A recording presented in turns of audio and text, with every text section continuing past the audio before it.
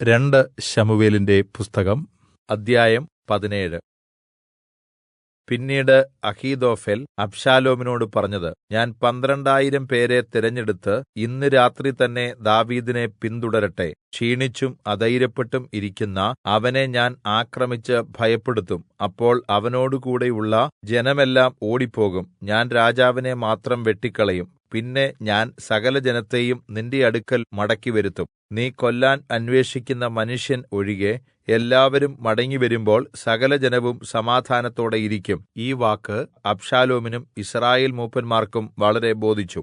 എന്നാൽ അബ്ശാലോം അർഖ്യനായ ഹൂശായിയെ വിളിക്കുക, അവന്റെ അഭിപ്രായവും കേൾക്കാമല്ലോ എന്ന് പറഞ്ഞു. ഹൂശായി അബ്ശാലോമിന്റെ അടുക്കൽ വന്നപ്പോൾ അബ്ശാലോം അവനോട്, അഹീഥോഫെൽ ഞങ്ങൾക്ക് തന്ന ഉപദേശം ഇതാണ്. അവൻ പറഞ്ഞതുപോലെ നാം ചെയ്യുകയോ അല്ലെങ്കിൽ നീ പറയുക എന്ന് പറഞ്ഞു. ഹൂശായി അബ്ശാലോമിനോട് പറഞ്ഞത്, അഹീഥോഫെൽ ഈ പ്രാവശ്യം പറഞ്ഞ ആലോചന നല്ലതല്ല.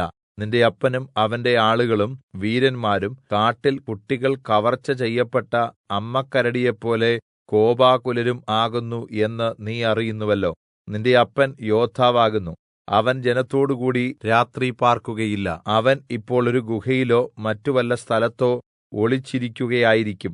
ആദ്യം തന്നെ ഇവരിൽ ചിലർ പട്ടുപോയാൽ അത് കേൾക്കുന്ന എല്ലാവരും അബ്ശാലോമിന്റെ പക്ഷക്കാരിൽ സംഹാരമുണ്ടായി എന്ന് പറയും. അപ്പോൾ സിംഹഹൃദയം പോലെ ഹൃദയമുള്ള ശൂരനും കൂടെ പൂർണ്ണമായി ഉരുകിപ്പോകും. നിന്റെ അപ്പൻ വീരനും അവനോടുകൂടെയുള്ളവർ ശൂരന്മാരും എന്ന് എല്ലാ യിസ്രായേലും അറിയുന്നു. അതുകൊണ്ട് ഞാൻ പറയുന്ന ആലോചന എന്തെന്നാൽ, ദാൻ മുതൽ ബേർശേബ വരെ കടൽക്കരയിലെ മണൽപോലെ അസംഖ്യമായിരിക്കുന്ന യിസ്രായേലൊക്കെയും നിന്റെ അടുക്കൽ ഒന്നിച്ചുകൂടുകയും നീ തന്നെ യുദ്ധത്തിന് പോകുകയും വേണം.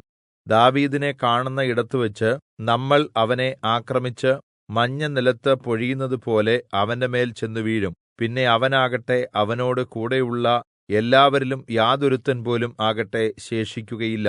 അവനൊരു പട്ടണത്തിൽ കടന്നുകൂടി എങ്കിലോ യിസ്രായേലെല്ലാം ആ പട്ടണത്തിന് കയറുകെട്ടി അവിടെ ഒരു ചെറിയ കല്ലുപോലും ശേഷിക്കാത്ത വിധം ആ പട്ടണത്തെ നദിയിൽ വലിച്ചിട്ട് കളയും. അപ്പോൾ അബ്ശാലോമും എല്ലാ യിസ്രായേലിലും അഹീഥോഫെലിന്റെ ആലോചനയേക്കാൾ അർഖ്യനായ ഹൂശായിയുടെ ആലോചന നല്ലത് എന്ന് പറഞ്ഞു.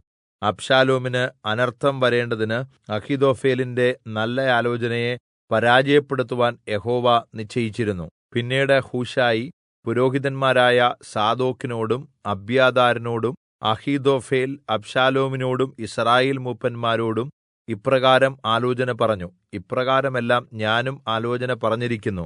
ആകയാൽ നിങ്ങൾ വേഗത്തിൽ ആളയച്ച് ഈ രാത്രി മരുഭൂമിയിലേക്കുള്ള പ്രവേശനത്തിങ്കൽ താമസിക്കരുത്.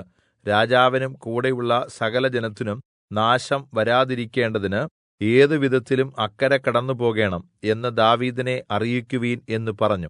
എന്നാൽ യോനാഥാനും അഹീമാസും പട്ടണത്തിൽ ചെന്ന് സ്വയം പ്രത്യക്ഷരാകാൻ പാടില്ലാതിരുന്നതുകൊണ്ട് എൻരോഗേലിനരികിൽ കാത്തുനിൽക്കും. ഒരു വേലക്കാരി ചെന്ന് അവരെ അറിയിക്കുകയും അവർ ചെന്ന് ദാവീദ് രാജാവിനെ അറിയിക്കുകയും ചെയ്യും. എന്നാൽ ഒരു ബാലൻ അവരെ കണ്ടിട്ട് അബ്ശാലോമിന് അറിവ് കൊടുത്തു. അതുകൊണ്ട് അവർ ഇരുവരും വേഗം പോയി ബഹൂരീമിൽ ഒരു ആളിന്റെ വീട്ടിൽ കയറി. അവന്റെ മുറ്റത്ത് ഒരു കിണർ ഉണ്ടായിരുന്നു. അവർ അതിൽ ഇറങ്ങി ഗൃഹനായിക മൂടുവിരി എടുത്ത് കിണറിന്റെ മുകളിൽ വിരിച്ചു അതിൽ ധാന്യം നിരത്തി. ഇങ്ങനെ കാര്യം അറിയുവാൻ ഇടയായില്ല.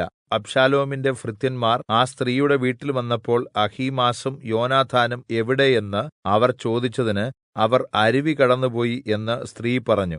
അവർ അന്വേഷിച്ചിട്ട് കാണായ്കയാൽ യെരൂശലേമിലേക്ക് മടങ്ങിപ്പോയി. അവർ പോയശേഷം അവർ കിണറ്റിൽ നിന്ന് കയറിച്ചെന്ന് ദാവീദ് രാജാവിനെ അറിയിച്ചു. നിങ്ങൾ എഴുന്നേറ്റ് വേഗം നദി കടന്നു പോകുവിൻ. ഇപ്രകാരമെല്ലാം അഹീഥോഫെൽ നിങ്ങൾക്ക് വിരോധമായി ആലോചന പറഞ്ഞിരിക്കുന്നു എന്ന് പറഞ്ഞു. ഉടനെ ദാവീദും കൂടെയുള്ള ജനവും എഴുന്നേറ്റ് യോർദ്ദാൻ കടന്നു. നേരം പുലരുമ്പോൾ യോർദ്ദാൻ കടക്കാതെ ഒരുവൻ പോലും ശേഷിച്ചില്ല. എന്നാൽ അഹീഥോഫെൽ തന്റെ ആലോചന നടന്നില്ല എന്ന് കണ്ടപ്പോൾ കഴുതപ്പുറത്ത് ജീനിയിട്ട് കയറി തന്റെ പട്ടണത്തിൽ വീട്ടിലേക്ക് ചെന്ന് വീട്ടുകാര്യം ക്രമപ്പെടുത്തിയ ശേഷം തൂങ്ങി മരിച്ചു.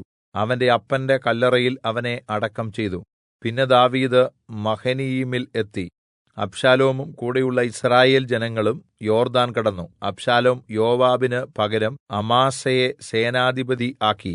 അമാസ നാഹാശിന്റെ മകളും യോവാബിന്റെ അമ്മ സെരൂയയുടെ സഹോദരിയും ആയ അബീഗയിലിന്റെ അടുക്കൽ യിത്ര എന്നു പേരുള്ള ഒരു യിസ്രായേല്യൻ വന്നിട്ട് ഉണ്ടായ മകൻ ആയിരുന്നു. എന്നാൽ യിസ്രായേലും അബ്ശാലോമും ഗിലെയാദ് ദേശത്ത് പാളയമിറങ്ങി. ദാവീദ് മഹനയീമിൽ എത്തിയപ്പോൾ അമ്മോന്യരുടെ രബ്ബയിൽ നിന്ന് നാഹാശിന്റെ മകൻ ശോബി, ലോദേബാരിൽ നിന്ന് അമ്മീയേലിന്റെ മകൻ മാഖീർ, രോഗേലീമിൽ നിന്ന് ഗിലെയാദ്യൻ ബർസില്ലായി എന്നിവർ കിടക്കകളും കിണ്ണങ്ങളും മൺപാത്രങ്ങളും ദാവീദിനും കൂടെയുള്ള ജനത്തിനും ഭക്ഷിക്കുവാൻ ഗോതമ്പ്, യവം, മാവ്, മലർ, അമരയ്ക്ക, പയർ, പരിപ്പ്, തേൻ, വെണ്ണ, ആട്, പശുവിൻ പാൽക്കട്ട എന്നിവയും കൊണ്ടുവന്നു. ജനം മരുഭൂമിയിൽ വിശന്നും ദാഹിച്ചും ക്ഷീണിച്ചും ഇരിക്കുമല്ലോ എന്ന് അവർ പറഞ്ഞു.